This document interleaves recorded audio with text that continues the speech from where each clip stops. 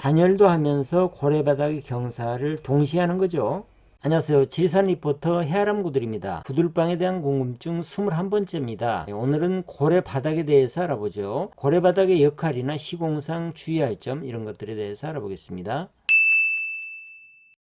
고래는 어디를 얘기를 합니까? 고래는 이 부분을 얘기를 하죠. 열기가 이동하는 통로를 고래라고 그러고요. 고래바닥은 이쪽을 얘기하겠죠. 이 부분 전체가 고래가 되고요. 이 밑바닥을 고래바닥이라고 하는 거죠.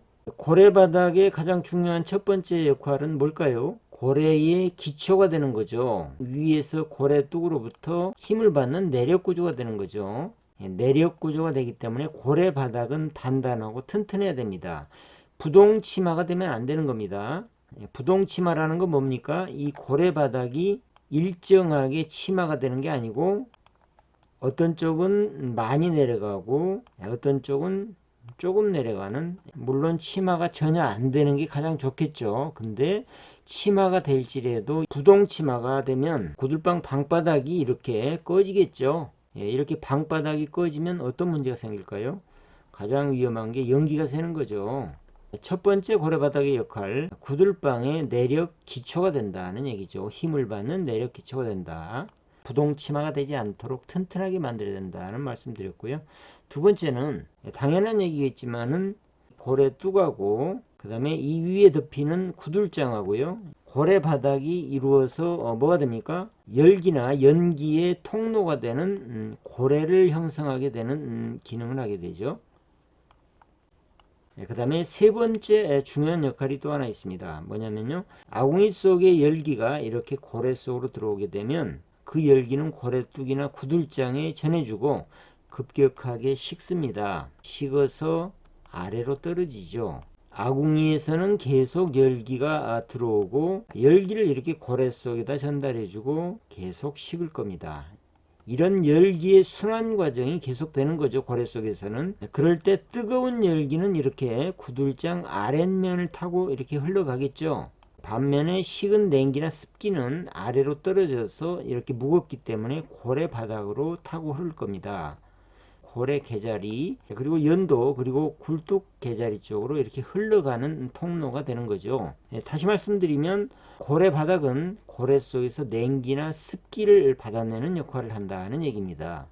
이렇게 열기는 위로 올라가려는 성질이 있고 반면에 식은 냉기는 밑으로 흐르려고 하는 성질을 가지고 있습니다. 물하고 불의 관계를 생각해 보시면 쉽게 이해가 하실 겁니다. 바로 이 점에서 구들방을 만들 때 어떻게 만들어야 되는지에 대한 중요한 점이 나옵니다. 뭐냐면 열기는 위로 가려고 하기 때문에 위쪽으로 경사를 줘야 된다는 얘기가 되고요. 냉기는 반대입니다. 그래서 냉기를 유도하는 방향은 아랫 방향으로 유도를 해야 됩니다. 열기는 올라가는 힘으로 제어를 하고 냉기는 내려가는 힘으로 다스려야 된다, 이런 얘기죠. 구들장의 경사는 윗목이나 가장자리로 갈수록 이렇게 높여줘야 된다는 얘기고요. 반면에 고래바닥은 냉기나 습기가 쉽게 흘러갈 수 있도록 개자리 쪽이 낮도록 이렇게 만들어줘야 된다, 이런 얘기입니다.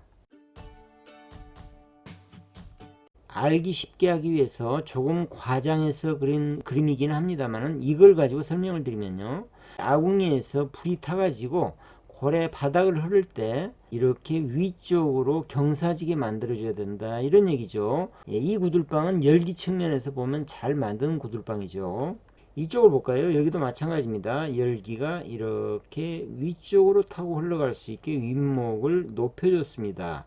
역시 열기 측면에서 보면 이 구들방도 잘 만든 구들방입니다. 아궁이 속에서 들어온 열기는 고래 속으로 들어가면 급격하게 열을 전달해주고 식습니다. 식어서 아래로 떨어지죠.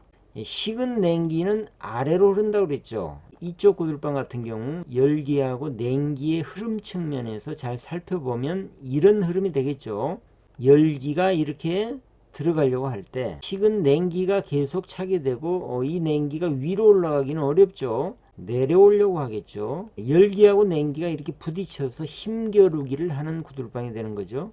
물론 불을 엄청나게 떼서 내려오는 냉기까지 밀어 올려 버리겠다, 이런 생각이시라면 뭐 큰 문제가 없겠지만은 효율적인 구들방은 되지가 못합니다. 반면에 이쪽 구들방을 한번 살펴보죠. 고래 속에서 급격하게 식은 열기는 냉기로 이렇게 떨어진다 그랬죠. 이렇게 떨어지는 냉기는 아래쪽으로 흐른다 그랬죠. 아래쪽으로 흘러서 이렇게 개자리 쪽부터 채우겠죠. 아궁에서 들어오는 열기가 저항이 없습니다. 냉기하고 싸움을 하는 구조가 아니죠. 당연히 이런 설계를 한 구들방이 불이 잘 들겠죠. 간단하게 생각해 보시면 알 수 있는 얘기죠. 여기서 적용되는 과학적인 원리는 열기는 위로 올라가고 냉기는 아래로 흐른다라는 원리입니다. 역시 중력의 원리죠. 부력의 원리입니다. 시공하는 방법은 고래뚝을 세우고 나서요. 구들장을 덮기 전에 이렇게 흙을 채워서 경사를 주면 되겠죠. 황토하고 펄라이트를 잘 섞어서 고래바닥에 경사를 만들면서 그걸로 깔아줍니다. 단열도 하면서 고래바닥의 경사를 동시에 하는 거죠. 물론 저도 시공을 할 때 고래바닥 단열을 합니다만은 고래바닥 단열은 그렇게 큰 효과는 없습니다. 고래바닥의 단열이 큰 효과가 없는 이유를 좀 설명을 드릴게요. 고래 속에 머물고 있는 열기는 절대로 아래쪽으로 내려가지가 않습니다. 위쪽으로 머물거든요. 고래 바닥을 통해서 열기가 나갈 일은 거의 없다는 얘기입니다.